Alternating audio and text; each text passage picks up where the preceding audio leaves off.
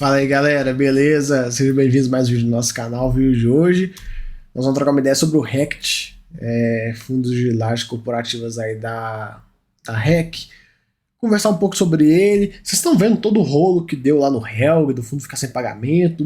Chegou um caminhão de pergunta para mim se poderia acontecer a mesma coisa aqui no RECT. E cara, não descarto acontecer a mesma coisa, né? Enfim, fundo vai distribuir aí, né, 54 centavinhos, que dá um dividendo em relação ao valor dessa cota de R$50, até um pouco interessante, né? A gente tá falando de 1,08 aí, mas podem pensar, né, em relação ao cotista da IPO, tá tomando um belo de uma distribuição ruim.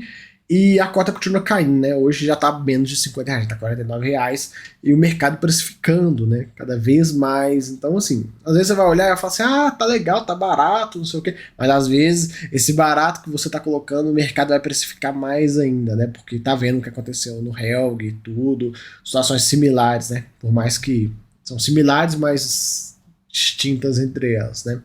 Enfim. Patrimonial 92, não para de cair, já vou conversar um pouco do porquê que tá caindo. Quase 100 mil metros da GBL, administração e gestão de 1,20 praticamente, né? Meio carinho. No fundo conta com acumulado de 21 cents e não teve nenhuma alocação de espaço vago aí nesse último mês.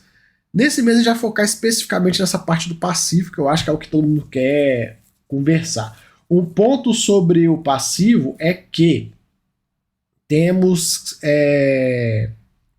o CRI barra, né? Não me recordo se é o 1 ou se é o 2, que está com carência de juros e amortização. Isso já está derrubando o VP, é um dos fatores. Porque quando o CRI entra nesse mecanismo de carência de juros e amortização, para cada mês que ele deixa de pagar juros e amortização, né? Imagina que, sei lá, ele pague, chutando aqui um valor, 30 centavos de juros e 30 centavos de amortização, 60 centavos total que ele deveria pagar. Cada vez que ele não paga esse valor vai sendo descontado do VP, porque a dívida vai aumentando, né? E aí ativo menos passivo, patrimônio líquido, o ativo continuou o mesmo, o passivo começa a crescer, e aí vai descontando do VP mês após mês. Enfim, cara, o RECT hoje tem uma situação um pouco melhor do que o Helg, ele tem um pouco mais de dinheiro, né? Ele tem aí 26 milhões em outros ativos, 8 milhões em caixa, então estamos falando aí de 34 milhões de reais, mais 2 milhões e meio em liquidez diária, estamos falando algo próximo de 36, 37 milhões de reais. Já é uma gordura um pouco melhor. Quem lembra do passado, quando ele fez aquela emissão de mais ou menos 20 milhões de reais para bancar as obrigações, então se a gente pensar que nesse ano ele vai ter que fazer uma emissão mais ou menos nesse valor, um pouco mais que isso, né? Porque conforme o tempo vai passando, o fluxo de amortização dos CRIs vai aumentando um pouquinho. Então, né, tende a aumentar já na maioria dos fundos.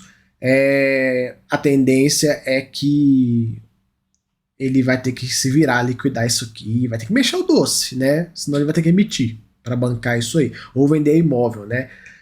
Se ele ficar sem pagar e vier a utilizar essa artimanha, eu não imagino que aconteça de primeira, porque o fundo ainda tem algumas disponibilidades aqui. Mas se ele vier a utilizar, ele tem aí, dá mais ou menos quase 5 milhões de reais, né? O lucro líquido, quase 5 milhões de reais aí por mês, que já dá, né, para botar um pouco a casa em ordem, né? Vamos ver o que vai acontecer. A priori ele tem esse dinheiro aqui que pode dar uma ajudada no fundo a segurar o rojão. Mas de toda forma, a gente vai acompanhando a situação. Esses CRIs aqui, a gente não tem maiores informações dele, não temos o IF, deveríamos ter, né? O código, pra gente ver qual que é o fluxo de amortização, conseguir calcular, nos próximos 12 meses, quanto que tem que amortizar, quantos milhões de reais, a gente conseguia calcular, né? Se caso a gestão não coloca, a gente calculava, então eles mesmos poderiam colocar igual o XPML faz, igual vários fundos fazem, até aquele gráficozinho de barras mostrando quanto que tem que amortizar por ano, pra gente saber de fato quanto tempo que dura esse caixa aqui, e se o fundo tem necessidade de emissão urgente ou não. Enfim, tem vários mecanismos que ele pode utilizar. Ele pode colocar esse gráfico de barras, ele pode colocar quanto que precisa de caixa nos próximos 12 meses, mas você sabe, né, que REC ela é bem precária de informações, né? Eles não gostam muito de abrir muito o jogo, Cara, é uma coisa que você vai botar na conta quando você for investir no fundo dessa gestora. Fala assim, pô, tem todas as informações que eu preciso para eu entender o tamanho do problema? Não, não tem. Ah, então, pra que eu vou botar dinheiro? Será que esse 1,08% em relação a esse valor de hoje está bem pago ou não está bem pago? Né, com todas as informações que vocês têm e tal, que eu comentei. Então a gente vai acompanhando. Mas de toda forma, o fundo tem aí uma disponibilidade, mas não é tão alta. Já esteve uma situação muito melhor, né? Quando antes de comprar Matarazzo, ele tinha 50 milhões de reais aqui. Lá mais disso aqui, tava numa situação super tranquila. Aí foi inventar de comprar imóvel, né? Aquela coisa, tá devendo até a tampa do caixão. E aí ainda quer comprar imóvel, não vejo muito sentido, né? A não ser que venda esse Matarazzo com lucro no futuro. A minha esperança é essa, que comprou para vender. Mas vocês estão vendo como é que tá o mercado, né? A distribuição estava em 50 centos, subiu para 54, deu uma melhoradinha, né? O que é bom. Já dá uma animadinha aí pro cotista, né? Isso aí sempre legal.